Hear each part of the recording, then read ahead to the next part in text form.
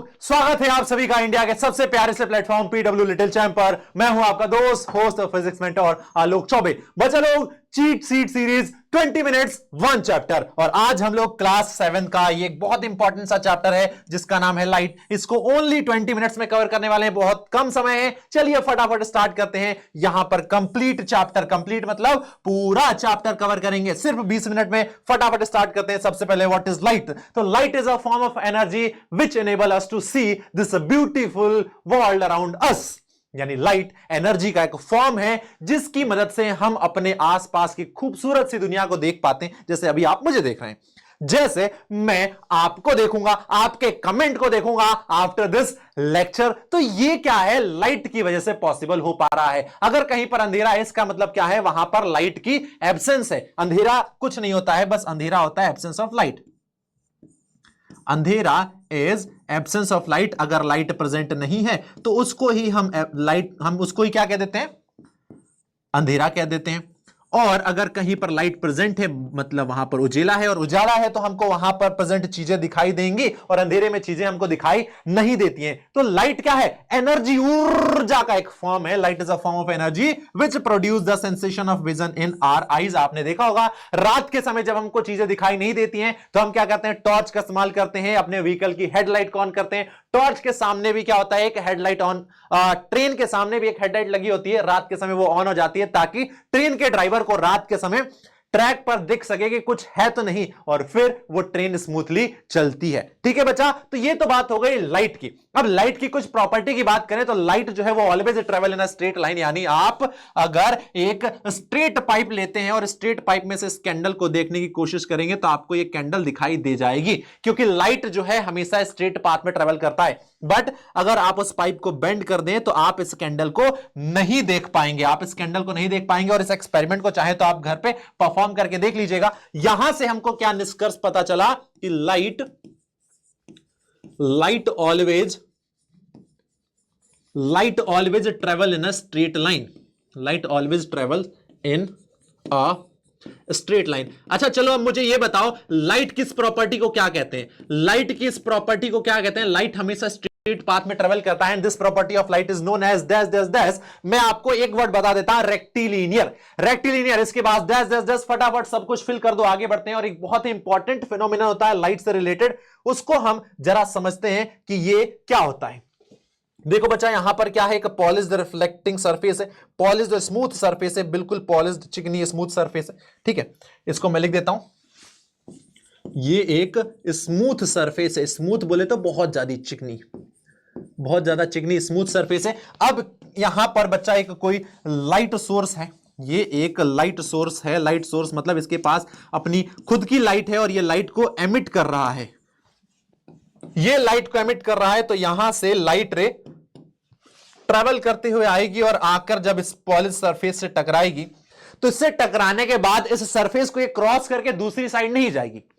Light rays light source से travel करते हुए आ रही है, इस स्मूथ सरफेस से टकराई, टकराने के बाद इसको क्रॉस करके दूसरी साइड नहीं जाएगी, बल्कि टकराने के बाद ये लाइट रे क्या हो जाएगा? बाउंस बैक हो जाएगी, और बाउंस होकर उसी डायरेक्शन में, यानी जहां से आ रही है उसी तरफ वो बाउंस बैक होकर चली जाएगी। और ये लाइट का जो बाउंसिंग बैक हो रहा है, इसी को हम कहते हैं रिफ्लेक्शन ऑफ लाइट। या हम कुछ ऐसा कहें कि जब लाइट रे के रास्ते में कोई स्मूथ सरफेस आ जाता है तो जो लाइट का रास्ता है वो चेंज हो जाता है, यानी direction of light ray changes, and this change in direction of light ray is known as reflection of light. The change in the direction of light ray by a mirror is called reflection of light, या हम कह सकते हैं bouncing back of light ray is also called reflection. Bouncing back of light ray, bouncing back of light ray is called reflection of light. reflection of light. अब बच्चा लोग, light source से जो लाइट रे आ रही है, उस आने वाली लाइट रे को हम कहते हैं इंसिडेंट रे। इसे हम कहते हैं इंसिडेंट रे। टकराकर जाने वाली लाइट रे को हम कहते हैं रिफ्लेक्टेड रे। Reflected ray. और हम यहां पर एक अगर परपेंडिकुलर ड्रॉ करें 90 डिग्री पर इस पॉइंट पर, तो इस परपेंडिकुलर लाइन को हम कहते हैं नॉर्मल। इस परपेंडिकुलर लाइन को हम कहते हैं बच्चा नॉर्मल। नॉर्मल और इसके बीच में जो एंगल बनता है इंसिडेंट रे के बीच में, वो कहलाता है एंगल ऑफ इंसिडेंस। नॉर्मल और रिफ्लेक्टेड रे के बीच में जो एंगल बनता है वो कहलाता है एंगल ऑफ रिफ्लेक्शन। ठीक है, और एक बहुत इंपॉर्टेंट सी बात है, उसको नोट डाउन कर लेना कि angle of incidence is always equal to angle of reflection. ये हमेशा ही होता है जब आपका रिफ्लेक्शन किसी स्मूथ सरफेस से हो, तो angle of incidence is always equal to angle of reflection. आप यहां पर देख सकते हो, यहां पर भी देख सकते हो आप। यहां पर क्या हो रहा है, एक टॉर्च से लाइट जा रही है, इस मिरर से टकराने के बाद वो रिफ्लेक्ट होकर आ जा रही है। यहां पर भी क्या हो रहा है, लाइट के पाथ में चेंज आ रहा है और इसको ही रिफ्लेक्शन कहा जाता है। आप देख सकते हो पानी में इस पहाड़ की इमेज दिखाई दे रही है due to the reflection. Image form होता है रिफ्लेक्शन के कारण। जब हम सुबह सुबह मिरर के सामने खड़े होते हैं तो मिरर में हमारे जैसा ही एक व्यक्ति दिखाई देता है और उस व्यक्ति को हम टच नहीं कर सकते, अपने आप को टच कर सकते हैं। तो मिरर में जो चीज दिखाई दे रही है वो हमारी इमेज है, उसको हम टच नहीं कर सकते हैं। और वो क्यों दिखाई दे रही है, क्योंकि हमारी बॉडी से लाइट मिरर पर जा रही है, वहां से रिफ्लेक्शन हो रहा है एंड इमेज फॉर्मेशन हो रहा है। तो इमेज फॉर्मेशन के लिए रिफ्लेक्शन बहुत ज्यादा जरूरी है। अब बचा properties of image form by a plane mirror. Plane mirror क्या होता है, तो प्लेन मिरर आपने देखा होगा आपके घर में इस प्रकार से एक मिरर यूज होता है। ये रहा आपके घर में एक मिरर यूज होता है और इस मिरर में आप अपने आप को देखते हैं और आपको आपका चेहरा दिखाई देता है। तो इस प्लेन मिरर से जो इमेज बनती है उस इमेज की कुछ प्रॉपर्टीज की बात कर लेते हैं बच्चा। इमेज का मतलब है जो अंदर होता है मिरर का, जिसको आप टच नहीं कर सकते हो। मिरर के अंदर जो होता है उसको आप टच नहीं कर सकते हो, उसको हम बोलते हैं इमेज। अब प्लेन मिरर से जो इमेज बनी है उसकी कुछ प्रॉपर्टीज हैं। चलिए उन प्रॉपर्टीज को हम एक एक करके देखते हैं। उन प्रॉपर्टीज को हम एक एक करके देखते हैं बच्चा। ओके,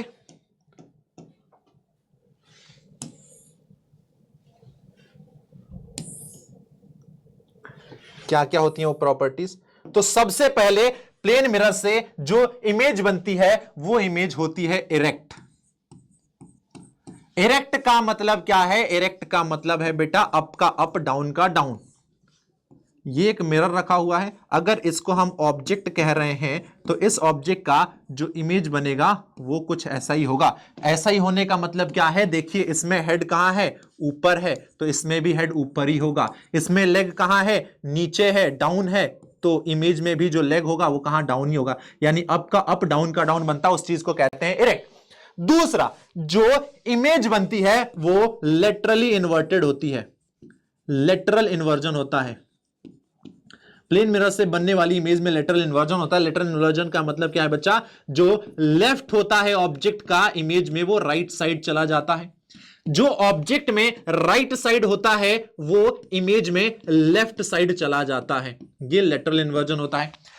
जो इमेज बनती है प्लेन मिरर द्वारा वो क्या होती है, सेम साइज की होती है, सेम साइज की। यानी जितना बड़ा ऑब्जेक्ट होता है बच्चा उतनी ही बड़ी इमेज बनती है। ठीक है, इसके अलावा सेम डिस्टेंस पर होती है, सेम डिस्टेंस पर होती है। यानी मिरर से जितनी दूरी पर आप ऑब्जेक्ट को रखेंगे मिरर से उतनी ही दूरी पर इमेज बनेगा। मिरर से ऑब्जेक्ट जितनी दूरी पर रखेंगे आप, मिरर से उतनी ही दूरी पर इमेज भी बनेगी। इसके अलावा इससे बनने वाली जो इमेज होती है वो वर्चुअल होती है। वर्चुअल होती है मतलब आप उसे स्क्रीन पर प्रेजेंट नहीं कर सकते हैं। एक मिरर के सामने जब आप खड़े होते हैं तो आपको आपका चेहरा दिखाई दे रहा है, पर क्या आप अपने चेहरे को किसी दीवार पर, किसी पेपर पर निकाल सकते हैं? नहीं, आप उसको दीवार या पेपर पर प्रेजेंट नहीं कर सकते हैं, मतलब वो वर्चुअल इमेज है, वो वर्चुअल इमेज है। ठीक है बच्चा, तो प्लेन मिरर से बनने वाले इमेज की कुछ प्रॉपर्टीज होती हैं। सेम साइज होता है, लेटरली इन्वर्टेड होता है,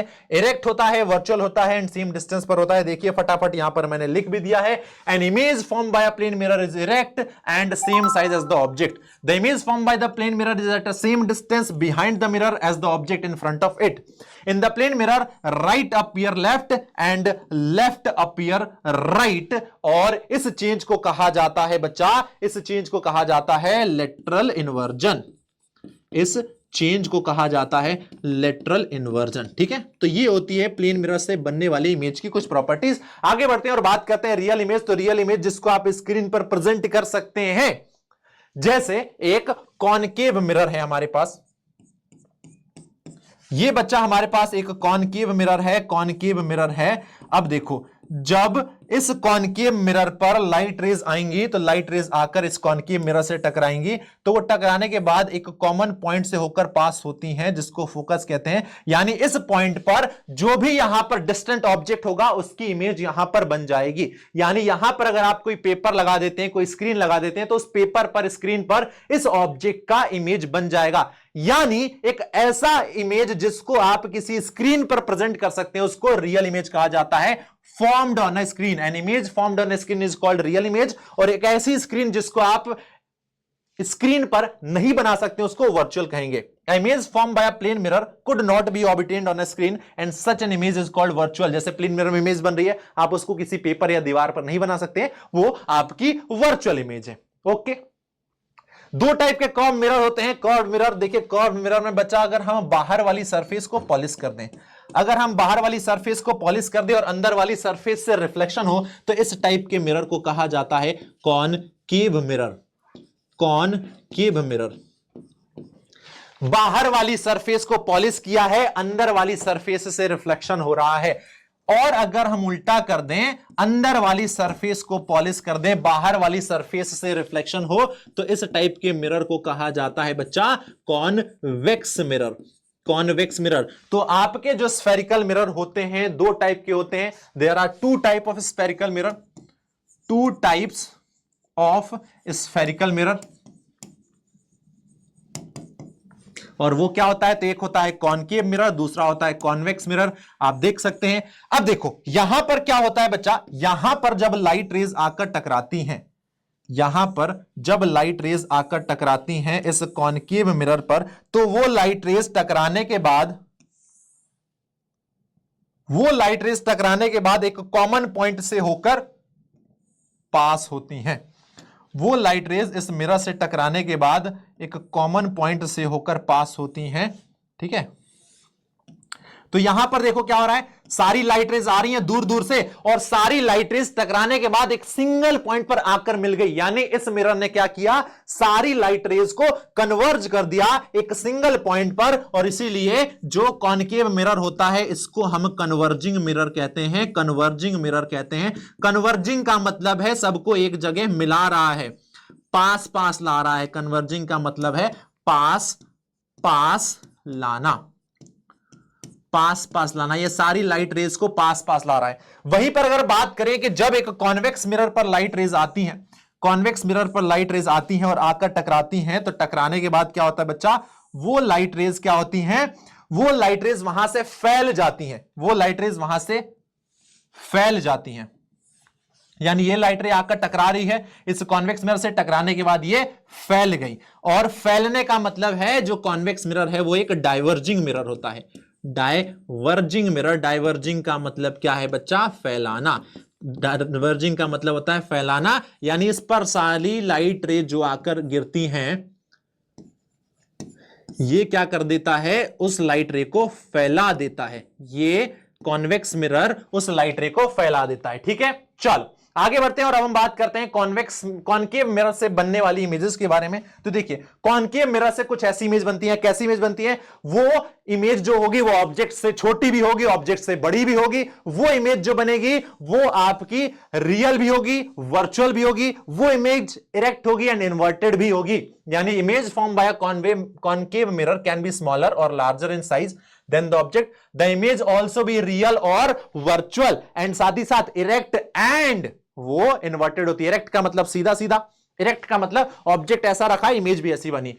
इन्वर्टेड का मतलब है ऑब्जेक्ट ऐसा रखा है और इमेज ऐसी बन गई। यानी अप का डाउन हो गया, डाउन का अप हो गया, उसको इन्वर्टेड कहते हैं।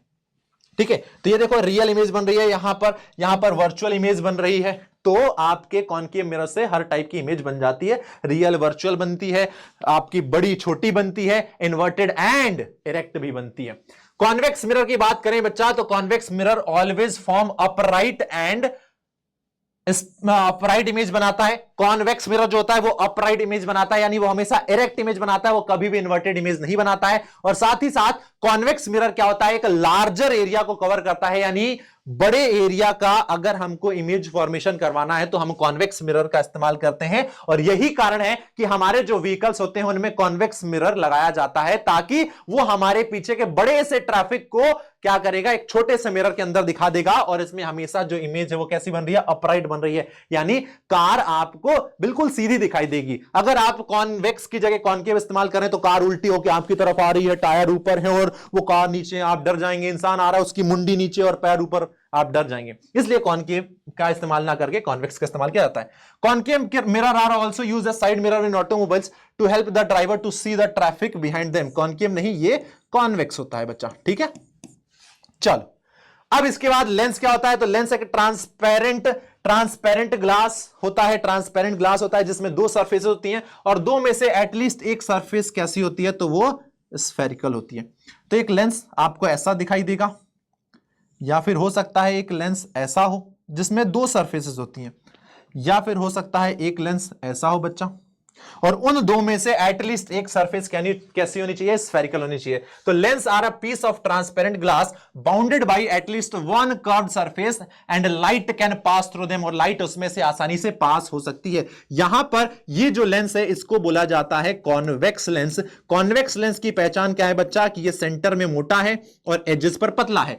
इसको कहते हैं हम कॉनकेव लेंस। कॉनकेव लेंस की पहचान क्या है बच्चा, तो ये सेंटर में पतला है और एजेस पर मोटा है, ठीक है। अब लेंसेस का इस्तेमाल कहां पर होता है, तो लेंसेस का इस्तेमाल चश्मे बनाने में, टेलीस्कोप में, माइक्रोस्कोप में किया जाता है। लेंसेस का इस्तेमाल इन अलग अलग चीजों में होता है। अब अगर हम बात करें बच्चा कॉन्वेक्स लेंस की, तो जो कॉन्वेक्स लेंस होता है वो कन्वर्जिंग लेंस होता है। कॉन्वेक्स लेंस जो होता है वो कन्वर्जिंग लेंस होता है, यानी ये अपने ऊपर आने वाली सारी लाइट रेज को आप देख सकते हैं एक सिंगल पॉइंट पर क्या कर देता है, मिला देता है। कॉनकेव लेंस जो होता है वो डाइवर्जिंग लेंस होता है। डाइवर्जिंग लेंस का मतलब क्या होता है बच्चा, इस पर आने वाली जो लाइट रेज हैं वो टकराने के बाद फैल जाती हैं। यहां पर देखो ये लाइट रेज क्या हो गई, फैल गई। यहां पर लाइट रेज फैल गई, यहां पर लाइट रेज फैल गई, और यहां पर क्या हो गया, एक सिंगल पॉइंट पर आकर मिल गए। तो ये एक कन्वर्जिंग लेंस है, ये एक डाइवर्जिंग लेंस है। अब अगर हम बात करें बच्चा की जो सनलाइट है वो व्हाइट कलर का होता है या कलर्ड होता है, तो देखिए हमने एक बहुत ही इंपॉर्टेंट फिनोमिनन देखा है आसमान में, और वो है रेनबो फॉर्मेशन। जब आसमान में रेनबो बनता है तो रेनबो में 7 कलर्स होते हैं।